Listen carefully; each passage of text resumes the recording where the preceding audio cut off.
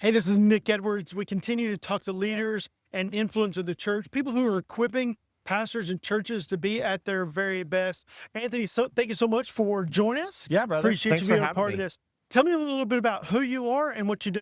Yeah, man. So I work for the Southern Baptists of Texas Convention, and I oversee their church health and renewal emphasis. So Okay. my job is to basically help churches, help leaders optimize what they're doing, step into God's calling, and then watch him work in their communities and making disciples. All right. So tell me what is Regenesis and what does that actually look like? So Regenesis is kind of a cool thing. What it is it was birthed about 4 years ago, and I was tasked with the process of coming to the SBTC and creating a process for churches to optimize what they're doing, to identify where is God working, how do we get involved with that there, create clear discipleship strategies, and then implement those things to multiply into the future. So that's what it is. It is a process for churches to come into and go A to Z to get their church to experience renewal and get healthy. Yeah. For me, just thinking about leadership development and creating culture and systems, Yeah, a little bit of the Nehemiah, right? That you have this calling of God, but you need the system and structures of here's the process to make it happen. Is that fair? absolutely. And it is not just a process. Like we don't tell people that, there's some kind of silver bullet to church Because health. there's not. There's not. It's very much a process of asking questions, praying, wrestling with God, what is right for our church. And at the same time, it is very much a Nehemiah effect because whenever you look at the book of Nehemiah, Nehemiah wasn't the only guy building the wall. No, not at all. Right? He had the whole group with him building the wall alongside of him. And so one of the favorite things that I have within Regenesis is that we have this understanding that church health and revitalization or renewal doesn't happen in a pastor. It happens in a church. And so Good. we take a whole church strategy to really help the ball move forward. Instead of just the pastor towing the rope, it's a team that we form out. So it's really good. That's really good. I think that's important. There has to be health at the top for the pastor, but the whole Sure. church needs to be healthy in different ways. So what do you do to help them build that healthy culture? Well, what do we do to help them build that healthy culture? Okay, so there are several factors that we take into consideration. The first factor we take into consideration is going to be barriers to growth. Good. There are many churches out there that have so many different barriers whenever it comes to growth and health.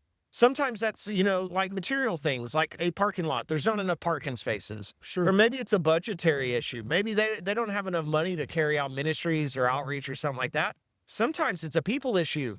Man, sometimes they don't have a leadership structure that will take them to the next level. So that would be one of the ways that we help them.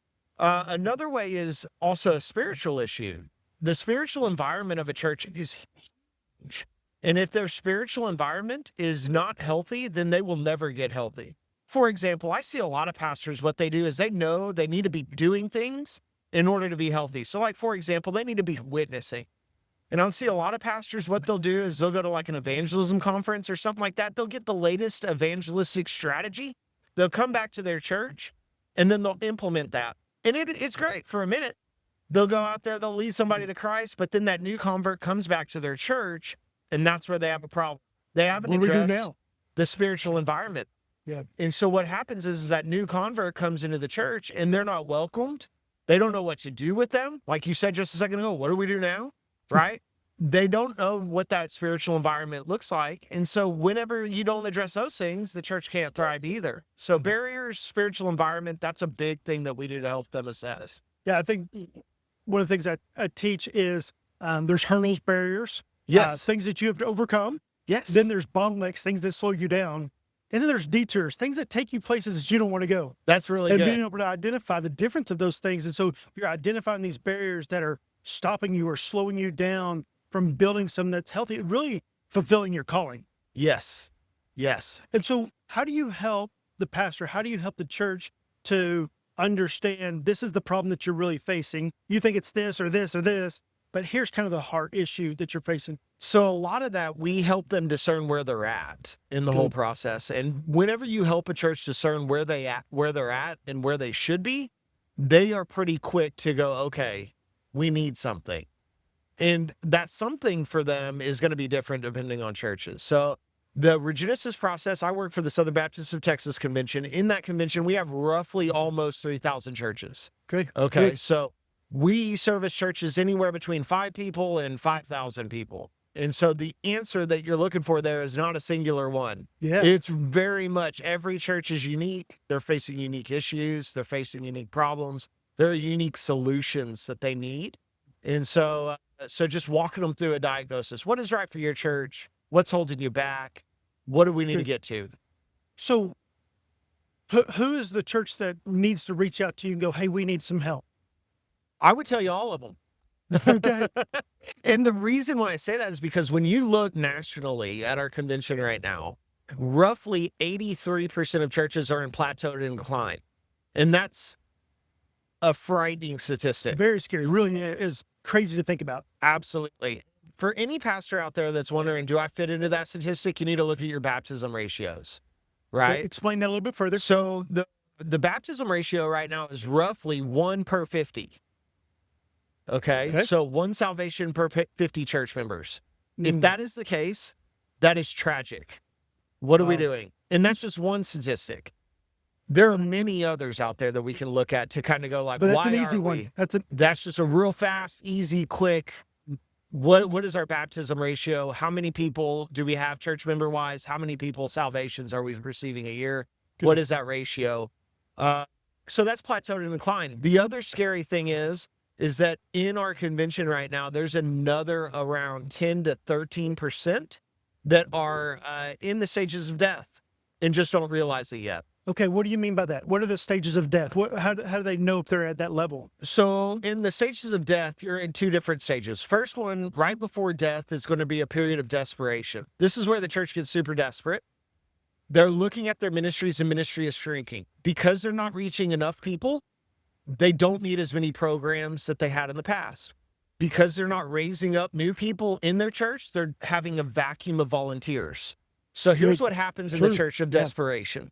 They go, why aren't we doing the ministries we used to do?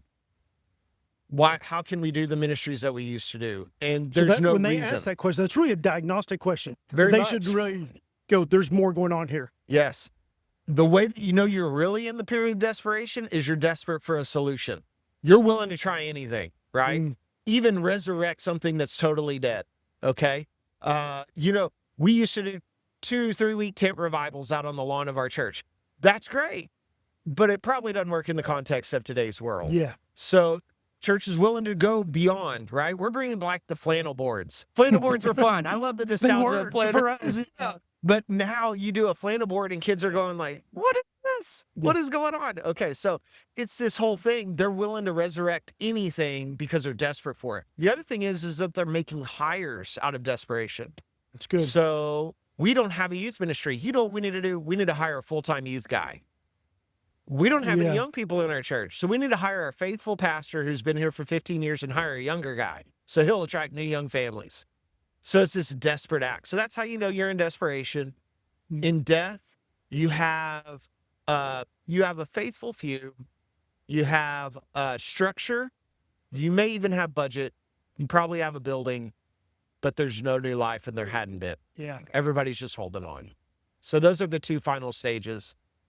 The thing is that the reason why I would tell you every church needs Regenesis, they need a renewal, is because if we take those 2 statistics, 82%, another 10 to 13%, you're looking at over 95%. That's what I was thinking about through my head. You said 82, you said 13. That's a big percentage of the churches. It's almost all of them. Almost all of them.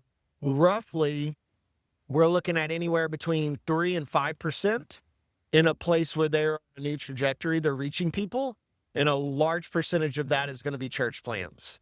Okay. Now, that seems like a pretty horrible statistic. I don't want to be that guy that comes on your little podcast here, or your podcast, and goes, man, let me just be the harbinger of death.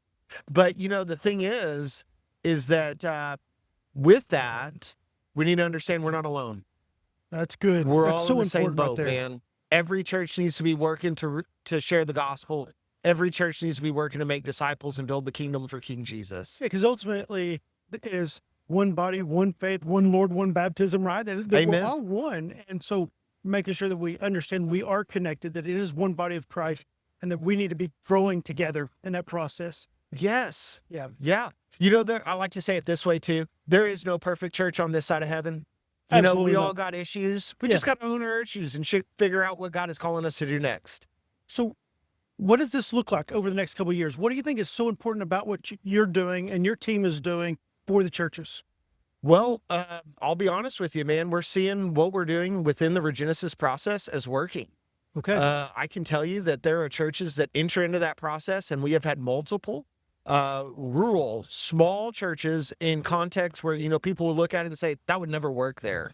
Sure. They'll start out our cohorts at like 10 to 20 people. And then at the end of our cohort process, they'll be running 75 to 150.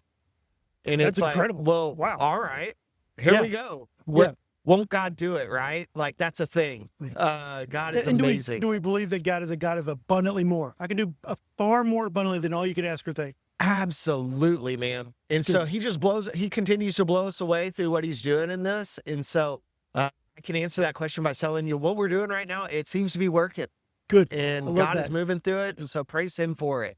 Okay. So if someone wanted to find out more, reach out and contact you, how do they go about that? Yeah, the easiest way is going to go to the Southern Baptist of Texas website. So that's sbtc.com / and then Regenesis. Okay. And so just like the book of Genesis with RE in front of it, All right. Regenesis. Very good. So the last question I've been asking people is, what do you see as the biggest struggle, the biggest pain, the biggest thing that churches are going to have to overcome? Not just your church or any one church, but Southern Baptist Churches of Texas, or maybe just the church in America over the next 1, 3, 5 years. What's the biggest challenge that we're facing right now? I think the biggest challenge for churches, no matter what size you're in, is making sure that you're stepping into God's future. Okay. One of the hard things for churches to do is to hold on and grip to their past so tightly that they're unwilling to move. And I think that's going to be continual for us. The culture around us is always stepping into a new future. They're always working through a new issue. They're I like always that. stepping into a new technology. The world around us is moving so fast. The issue for churches is going to be, are we willing to move with the culture and do what we need to do to see people come to Christ? It doesn't and mean the follow message Jesus. changes. It doesn't mean the gospel changes. Oh, It no. doesn't mean that we're not leading people to Christ and baptizing and making disciples, but the methodology Yes. is going to change. Yeah, Yeah. the mission never changes. Jesus commanded us that. We're not changing the mission at all. Yeah. We're just figuring out what is the methodology that works for today. That's good. Man, thank you so much for what you do and how you Absolutely. really are helping churches to find a healthy path forward. And we're not being able to understand what is God calling you to next and be able to follow that vision. I love it. Appreciate you. Thank you so much for what you're doing. Continue to invest in churches and as we work together. Awesome, man. Thank you for having me. Yeah. This was fun. Thank you so much.